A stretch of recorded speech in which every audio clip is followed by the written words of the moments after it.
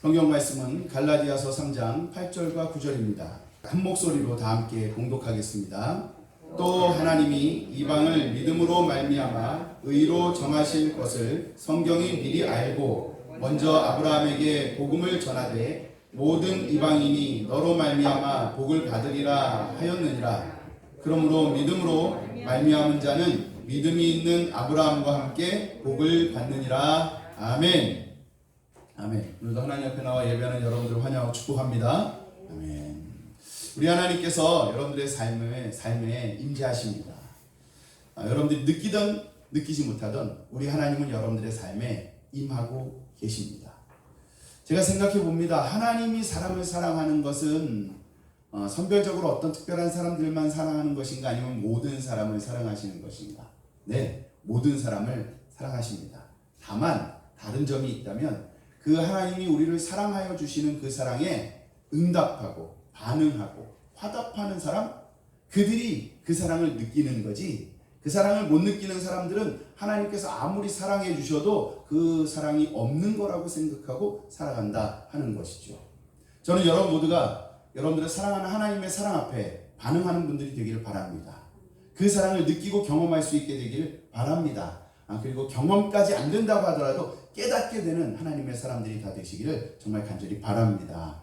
종종 어떤 사람들은 좀 무뎌서 이렇게 못 느끼는 사람들이 있어요. 무슨 말인지 아시죠? 이게 조금 무뎌서, 그런데요, 깨달으면 되는 거예요. 그렇구나 하고 내가 알면 그러면 되는 거예요. 그것도 없으면 곤란합니다. 그러니까 깨달음과 그리고 경험들이 여러분들의 삶에 가득하게 되기를 간절히 바랍니다. 여러분, 누가 복을 받을 사람일까요? 거꾸로 여러분들은 복을 받은 사람들이십니까? 확실하십니까? 우리는 하나님 앞에 복 받은 사람들입니다. 당연합니다. 자, 이제 그 받은 복이 도대체 어떤 건지, 그리고 누가 그 복을 받는 건지 함께 좀 이야기를 해보려고 합니다. 생각해보면 사람마다 생각이 다 다릅니다. 견해가 다 달라요. 자기가 가지고 있는 환경, 조건, 또 자기가 이제까지 배워온 어떤 그 지식적인 배경 등등. 그래서 사람들은 다 서로 이야기하면 얘기가 다 찌각각입니다. 이게 말이 하나로 이렇게 뭉쳐지는 일이 참 극히 드물지요. 그래서 다 우리가 말하기를 지잘난 맛에 산다고 말합니다. 그런데 종종 사람을 상대하는 것이 아니라 하나님을 상대로 해서 자기 주장을 굽히지 않는 분들이 종종 계십니다.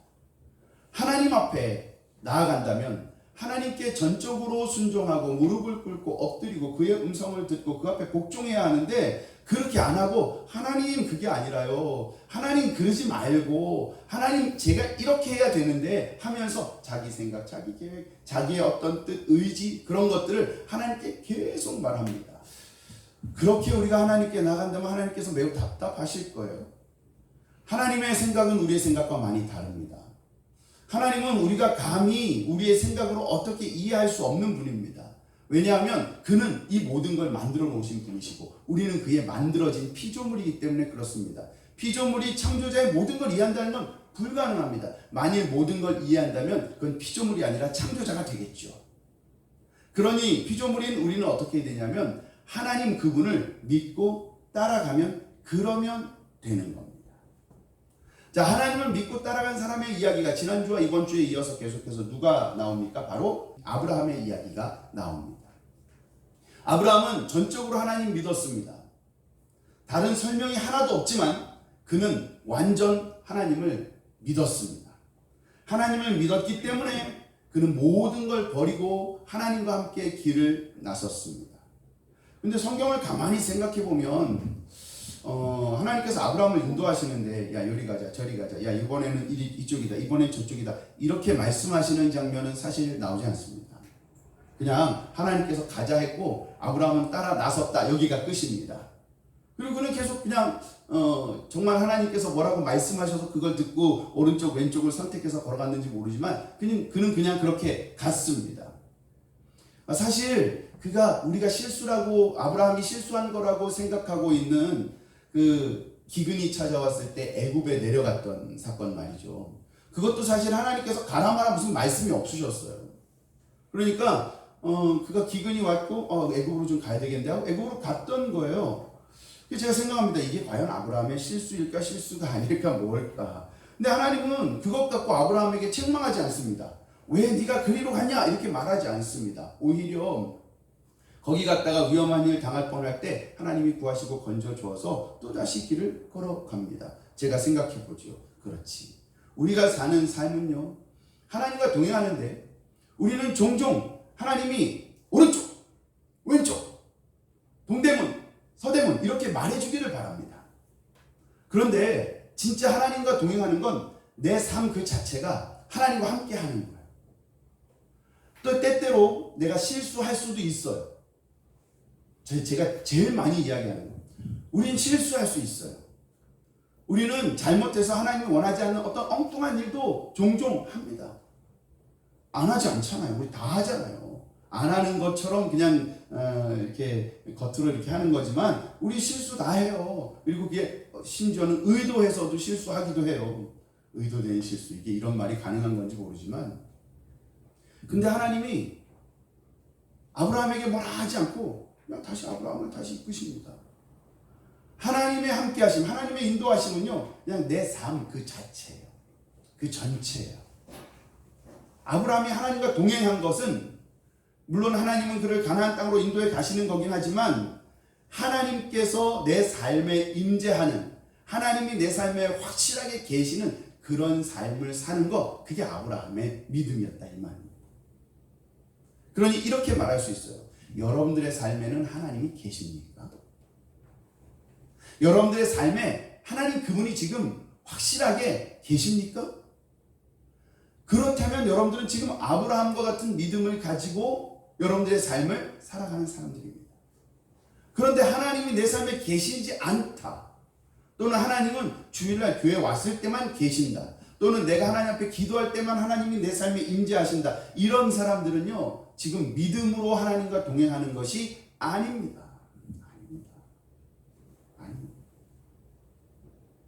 전 여러분 모두가 여러분들의 삶의 모든 부분에, 아니 여러분들의 인생 그 자체에 하나님이 함께 하시기를 간절히 바라고 축원합니다. 자, 그러면 이렇게 믿음의 사람 아브라함, 하나님께서 오늘 본문을 통해서 이렇게 말씀하시는데요.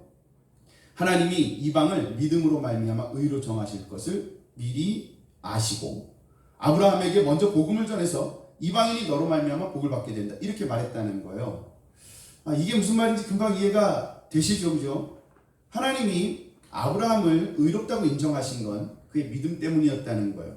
근데 왜 그랬냐 하면 하나님은 아브라함만 의롭다고 인정하기를 원하신 게 아니라 모든 이방인들, 그러니까 이스라엘 사람만이 아니라 이방인들조차도 의롭다고 인정하시기 위해서 아브라함이 믿을 때에 그를 의롭다고 해주셨다는 거예요. 아브라함이 혈연적으로 유대인이기 때문에 의롭다고 한 게 아니라 그의 믿음을 보시고 그를 의롭다고 했다는 거예요. 그래서 지난주에 얘기했죠. 누가 아브라함의 자손입니까? 그런 믿음을 가진 우리가 아브라함의 자손이 된다는 거예요. 자, 그러면 그런 믿음을 가진 우리가 아브라함과 함께 모두 받는다는 거예요. 복도 받게 된다라고 하는 것입니다. 그래서 오늘 9절에 보니까 그러므로 믿음으로 말미암은 자는 믿음이 있는 아브라함과 함께 복을 받느니라.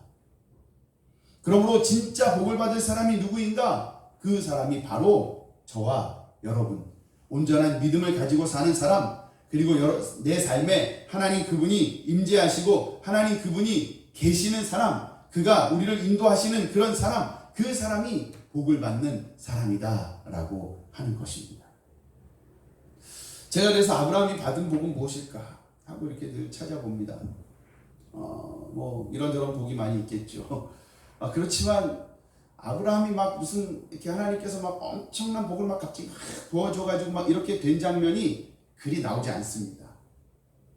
아브라함이 갑자기 뭔가 일확천금을 거두거나 그런 일이 없습니다. 우리는 종종 하나님 복 주시옵소서 하고 복권을 사잖아요. 그 로또를 사잖아요. 하나님께서 한 방에 무슨 아브라함에게 이렇게 부어주시는 적이 없습니다. 자기 조카 롯이 그쪽 그 다섯 왕들이 와가지고 잡혀갔었을 그때도 자기 밑에 있는 그 자기 군사들 데리고 가서 다시 찾아올 때에 그는 그 전리품을 하나도 갖지 않습니다. 오히려 도로 다 나눠주고 뭐 우리가 잘 아는 그 멜기세덱에게 10분의 1을 바치고 그냥 그는 거기에서 어떤 이익을 이렇게 얻어내지 않습니다. 그러니까 아브라함은 상당히 정직하게 그 자기의 어떤 이렇게 뭐라 그래야 될까요? 부를 축적하고 자기의 가는 길을 그렇게 했던 것 같아요. 여러분, 우리는 하나님이 갑자기 하늘 문을 쫙 여시고 우리에게 복을 주전자로 붓는 것처럼 이렇게 칼칼칼칼 부어주기를 바랍니다. 근데요, 아브라함의 복, 다시 말합니다만 하나님이 그에게 찾아오셨을 때에 하나님이 가자고 했을 때 예 하나님, 그리고 하나님이 이끄시는 대로 살아가는 그의 삶을 사는 것, 그렇게 살 수 있었던 그 자체가 진짜 복이라 이 말입니다.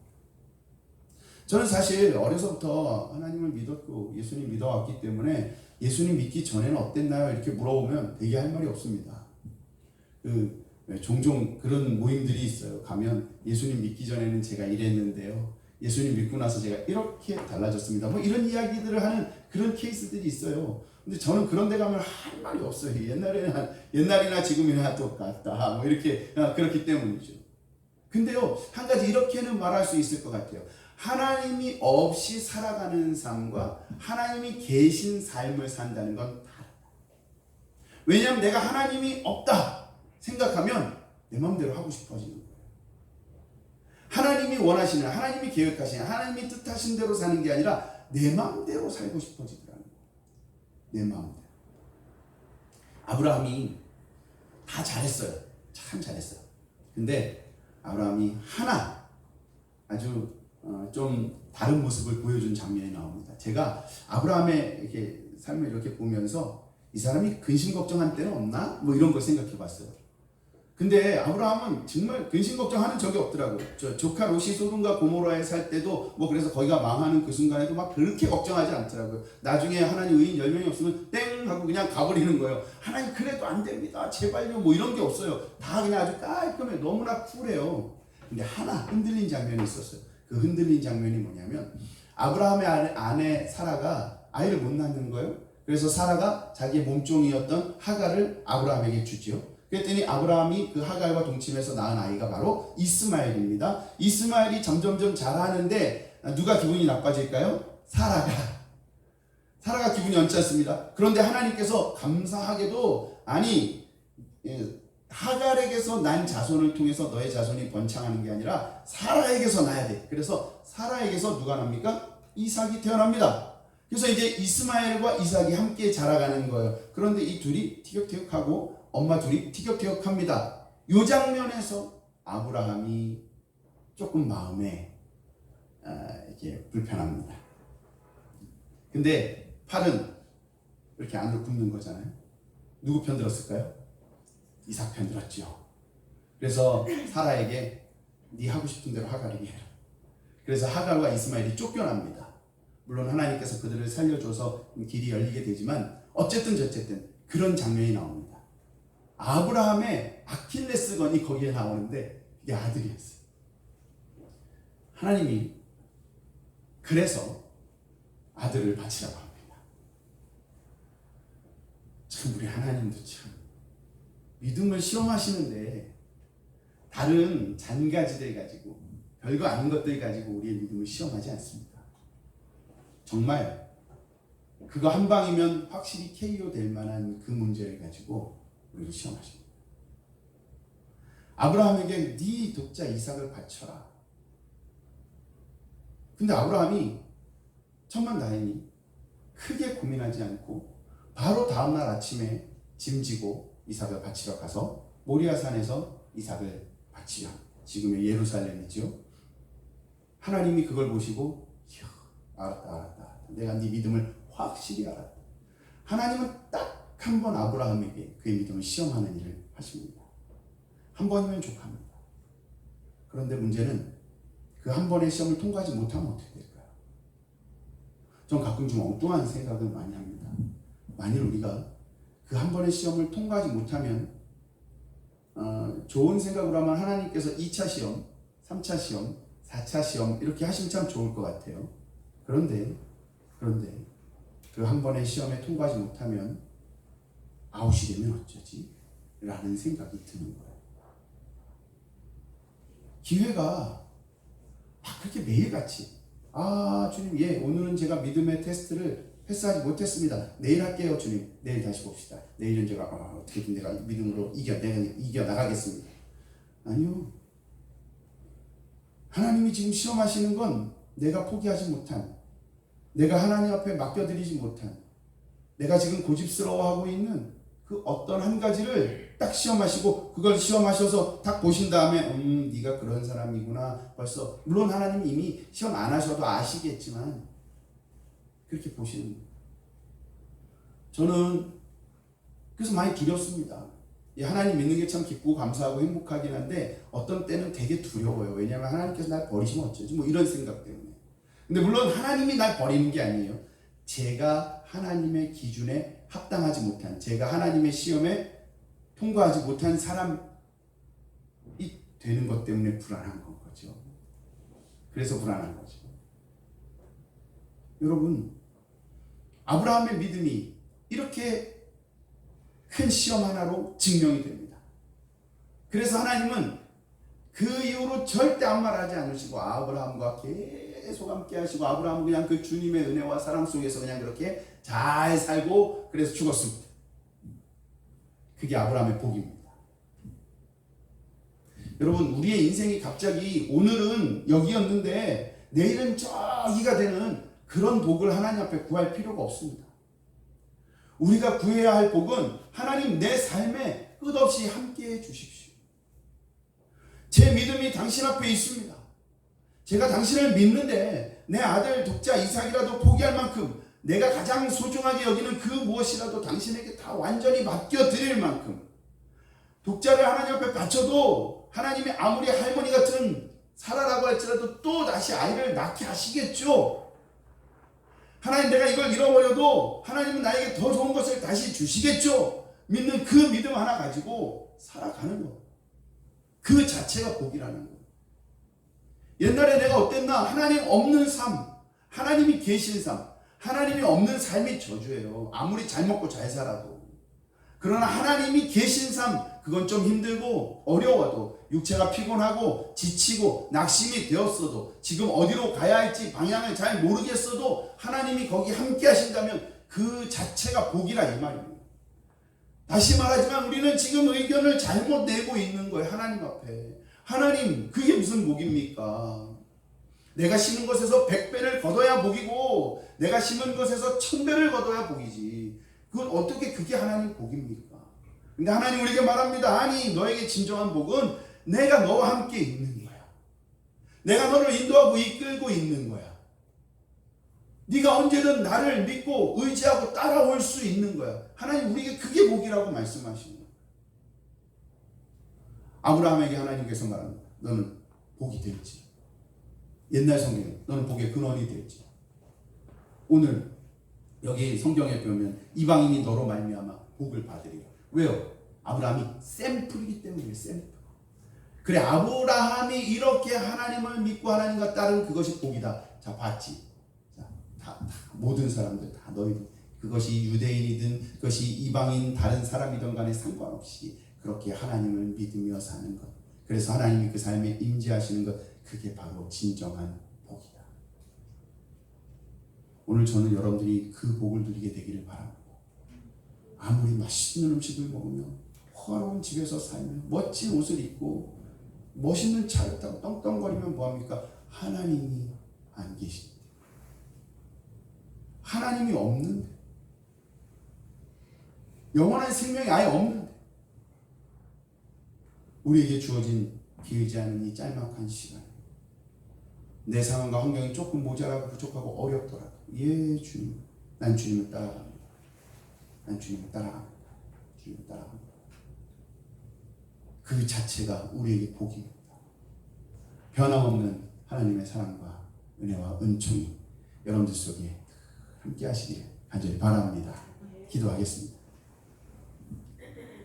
이 시간 우리 함께 통성으로 기도합시다. 나는 과연 무엇을 복으로 여기고 있는가? 혹시 내가 생각한 복을 하나님 앞에 말하며 그걸 안 주니 나는 복이 없다고 이렇게 말하고 있지는 않는지, 다시 한번 하나님, 제가 하나님이 내 삶에 임재하시고 내가 믿음으로 주님을 붙잡고 주님과 함께 동행할 수 있게 된 것, 이것이 나에게 복입니다 라고 고백하면서 주의 뒤를 따라가는 하나님의 사람 되게 하여 주옵소서. 우리 오늘 들은 말씀을 기억하면서 함께 다 같이 통성으로 기도하시겠습니다. 하나님 아버지 고맙습니다. 우리가 세상적인 복으로 당신 앞에 나아가지 않고 하나님이 정말 주시기 원하시는 복을 소망하게 하셔서 감사합니다. 주님이 없던 우리의 삶은 참 멸망과 저주에 빠져 죽을 수밖에 없는 그런 거였는데, 주님이 임재하시기에, 주님이 나를 사랑하여 주셨기에, 주님이 오셔서 나를 붙들어 주셨고 나도 주님을 붙들었기에 내 삶이 영원한 생명을 가진 삶, 사망에서 생명으로 옮겨진 삶이 되게 하셔서 정말 감사합니다. 하나님, 바로 그 복 우리가 누리게 하여 주시옵소서.